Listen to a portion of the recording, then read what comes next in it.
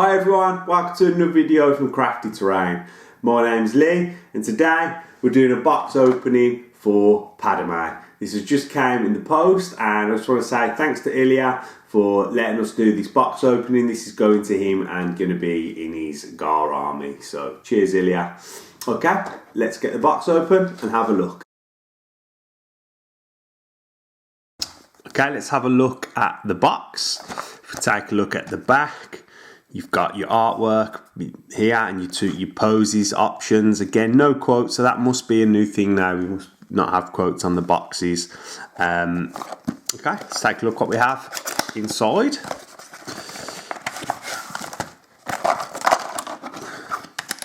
That's everything in the box.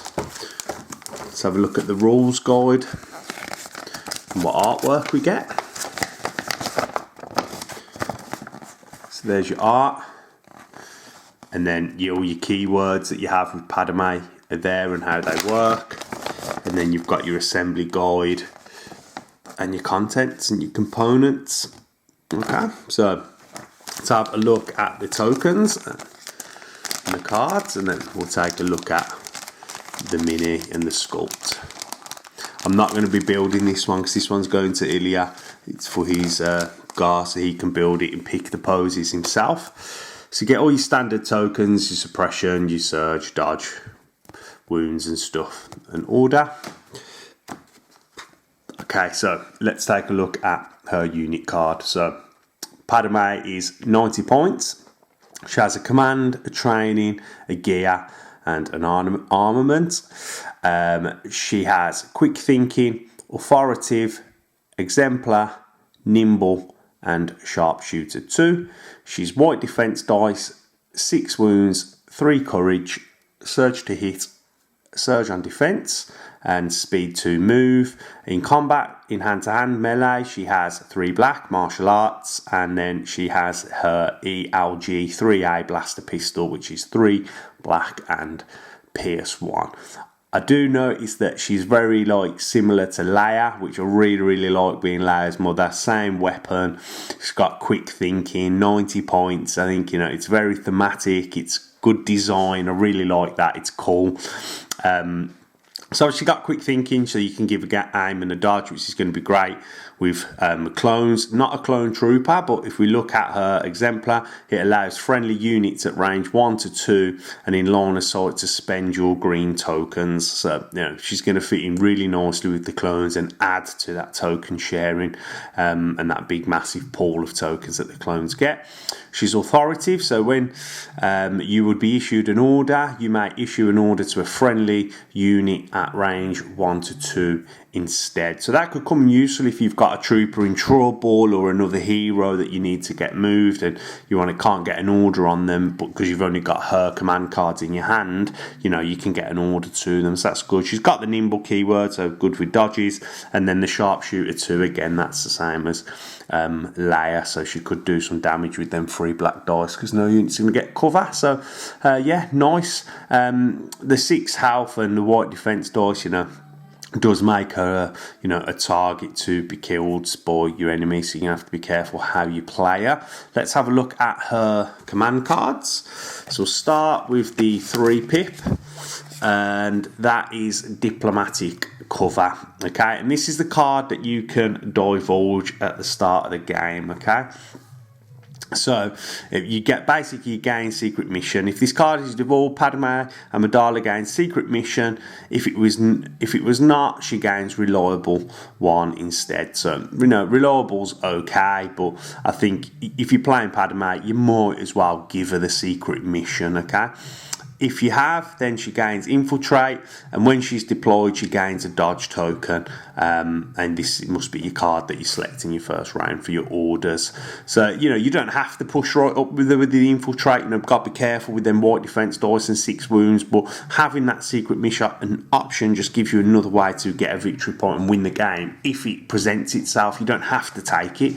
You could just hold it back. But if the opportunity comes because your opponent leaves the door open for it, then you've got that option option to go for it. So it is a nice keyword, and it allows Gar now to run that double secret mission list with her and R2, which might be cool to see. Hopefully Ilya can build that and bring it to one of the battle reps.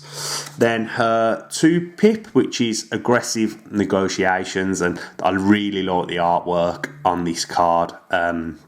It's a classic scene from Attack of the Clones.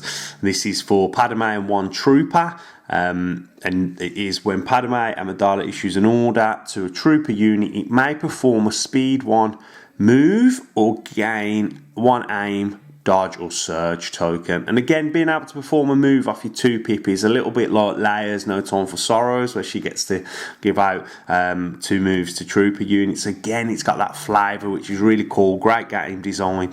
No, great job, FFG. Yeah, it's a good card. It's okay. Is it amazing? Not really, but you know, it's got its uses. Okay, let's have a look at her 1-pip. Okay, so it's Our Fate is in Your Hands, and you've got the scene where on the Boo where they go to the Gungans, and it's just Padme, and it reads, Padme Amidala gains Danger Sense 2, so it's going to help keep her alive.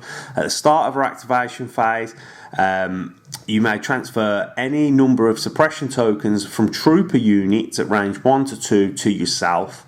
For each token transferred, she gains 1 dodge token, gaining up to 2 dodge tokens, like maximum. So she's got a high courage with 3, so this is going to be good to like pull suppression off your units when you need 2 actions. For a 1-pip, it doesn't really feel like a 1-pip. 1-pips are usually very like aggressive and attack orientated and do a lot, where this is just a very, very defensive card, giving yourself dodges and danger sense 2 and pulling suppression off units. You know, Padme is that support piece, and she's not going to be really that attacking aggressive unit. But does this have uses? I'm not sure. It will have uses, but for a 1-pip, it doesn't feel at that power level of a 1-pip. But we'll see. You know, I've not played Gar. I don't know enough about them to really say how good this card could be pulling suppression off, because I know they do suffer from suppression. Okay, let's take a look at her upgrade cards. So you can get the looted E5 blaster. It's 5 points, range 1 to 3, a red and a white, and has Pierce 1. So this gives Padme another option in that weapon area, having range 3 with a red and a white. With sharpshooter 2 with a red dice, Pierce 1, you're likely to be killing a unit. Maybe 2 if you can get that white dice to hit, because she does surge as well. So yeah, for 5 points, I think that's worth taking on her. Gives her that option of range 3, and I like it. Then you're going to get a copy of Situational Awareness, new card, so good to get a copy of that. Upside down. Then you got Offensive Push, your Ascension Cables, new card. You got your Emergency Stims, which you know might be useful on her, and then you've got Improvised Orders. So you got a good selection of cards there that you get with her. So let's take a look at the sculpt. Okay, so you're gonna get you get 2 different poses. You get the one with the poncho and it flowing, and then you get one without the poncho, and then you get the choice of her pistol or the looted blaster, and then you've got what's this here?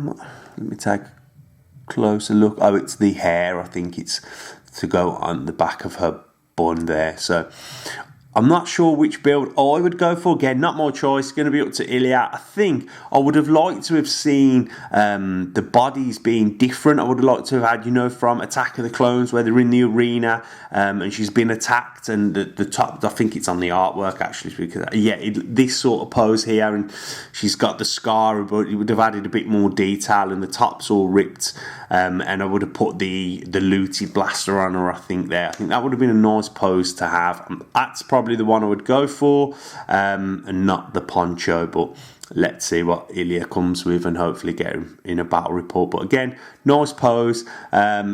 You know, I think the face just some of the faces we've seen in Legion are absolutely amazing, and they look like the character. I mean, like Dooku and Krennic, they like pretty much look smack on. There's just something about a face that doesn't actually look like Natalie Portman that plays her. But maybe it's just me and my eyes, but I'm not sure. But on the whole, yeah, it's a good sculpt. It has got a good detail. I would just like that face to look a little bit better and had a different body option. But okay, that's everything that's in the box. Okay, so that's the end of the video. Hope you've enjoyed. If you have, please leave us a like, and if you want to see more from everyone at Crafty Terrain, remember to subscribe and click that bell.